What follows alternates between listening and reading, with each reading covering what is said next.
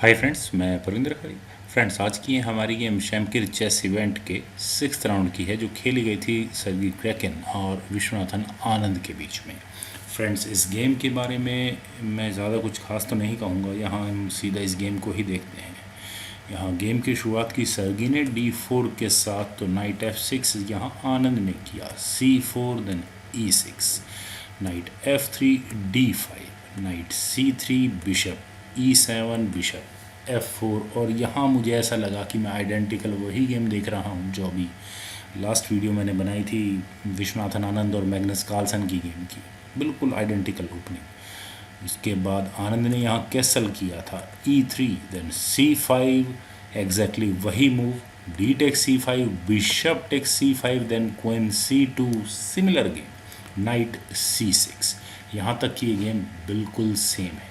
यहाँ इस पॉइंट पर सर्गी एक काम कर सकते थे, वो यहाँ इस ए पॉन को आगे पुश कर सकते थे, ताकि यहाँ इस बी पॉन को आगे पुश करने की ऑप्शन उनके पास यहाँ हो। और सपोज़ यहाँ अगर ब्लैक करे क्वीन A5, वो यहाँ इस बी पॉन को आगे बढ़ने ही ना दे, तो वाइट यहाँ क्वीन साइड कैसल करके इस गेम को आगे बढ़ा सकता था। और अब यहाँ से गेम किस तरह से आगे बढ़ेगी?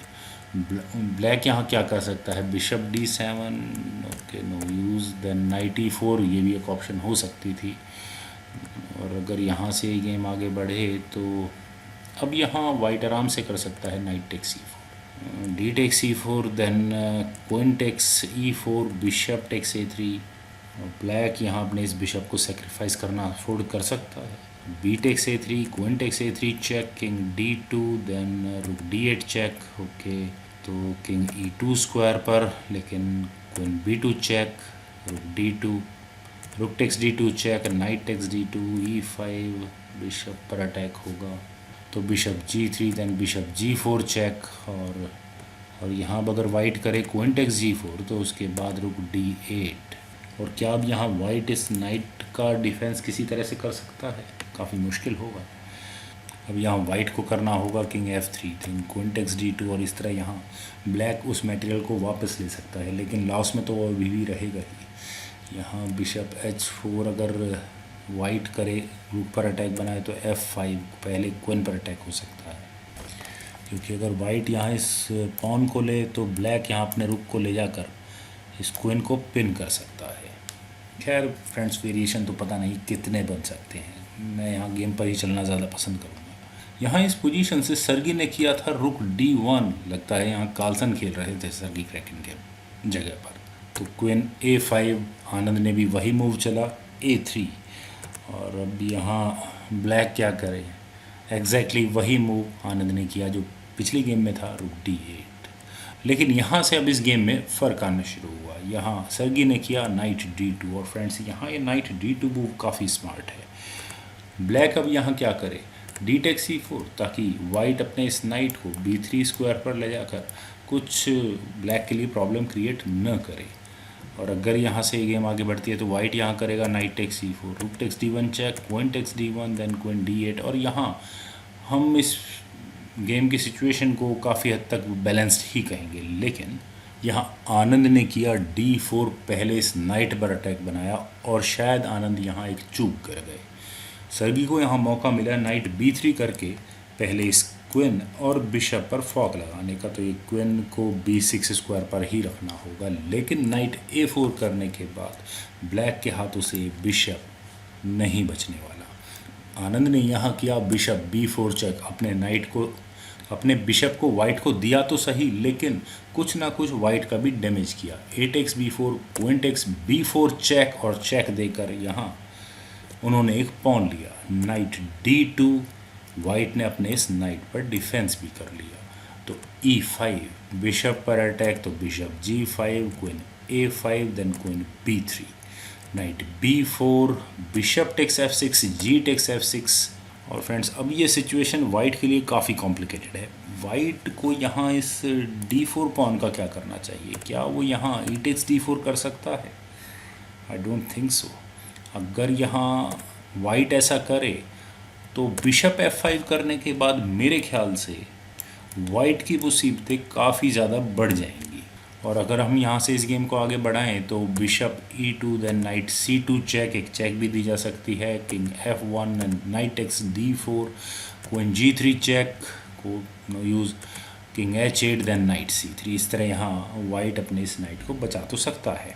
खैर बिशप C2 करने के बाद रुख पर अटैक होगा तो वाइट को अपना ये रुख बचाना होगा। या फिर इस पॉइंट पर ब्लैक एक दूसरी लाइन और खेल सकता है, वो यहाँ कर सकता है E टेक्स D4, अपने पॉन एक्शंस को यहीं कंप्लीट कर ले। लेकिन अगर यहाँ से ये गेम आगे बढ़े तो वाइट का किंग काफ़ी ओपन होगा, तो उसे सबसे पहले यहाँ कैसल ही करना होगा। तो बिशप E2, यहाँ अगर वाइट करेगा तो रुक E8, यहाँ अब वाइट आराम से कैसल भी नहीं कर पाएगा। और ऊपर से वाइट की प्रॉब्लम ये A4 नाइट भी है, जो कहीं अभी सही स्क्वायर पर जा भी नहीं पा रहा है। खैर यहाँ इस पोजीशन से सर्गी क्रैकिन ने किया था बिशप E2, तो बिशप D7 देन रुक A1। और फ्रेंड्स यहाँ ये रुक A1 मूव, हालांकि वाइट ने अपने इस A4 नाइट की डिफेंस में लगाया तो है, लेकिन ऐसा करने के बाद यहाँ A1 रुक अनडिफेंडेड है। आप कह सकते हैं कि वाइट का ये नाइट फिलहाल पिन है। तो D takes E3, F takes E3 then B5, knight पर अटैक। और अब ये नाइट कहाँ जाएगा, कहीं भी नहीं जा सकता। तो वाइट यहाँ करे तो करे क्या, C टेक्स B5, ये एक अच्छी ऑप्शन हो सकती थी। और अगर हम यहाँ से इस गेम को आगे कंटिन्यू करें तो अब ब्लैक क्या करेगा, बिशप E6 काफ़ी अच्छी ऑप्शन थी। तो क्वीन D2, लेकिन रुक at A goes to C8, और अगले मूव में आप ब्लैक के पास चांस होगा चेक देकर वाइट के रुक को लेने का। तो यहाँ अगर वाइट कैसल करे तो उसके बाद भी नाइट C2, और वाइट का ये रुक आखिर जाएगा कहाँ, अदरवाइज़ उसे यहाँ अपना ये नाइट गंवाना होगा। तो शायद इसी तरह की कुछ कैलकुलेशन करने के बाद यहाँ सर्गी क्रैकिन ने कैसल कर लिया, B टेक्स A4। और इस तरह यहाँ आप मटेरियल काउंट अप करेंगे तो वो दोनों खिलाड़ियों का बिल्कुल इक्वल होगा। क्वीन C3 देन F5, तो नाइट F3, E5 पॉन पर attack, then F6, knight H4, knight C6 offering queen exchange. लेकिन अभी सर्गी ने यहाँ क्वीन एक्सचेंज नहीं की, उन्होंने यहाँ अपने क्वीन को A4 स्क्वायर पर प्लेस किया। तो आनंद ने यहाँ किया E4। और फ्रेंड्स क्या यहाँ वाइट को अपने इस C पॉन को आगे पुश नहीं कर लेना चाहिए था, लेकिन वाइट ने यहाँ किया बिशप D1, उन्होंने यहाँ पहले इस A4 पॉन पर अटैक बनाया।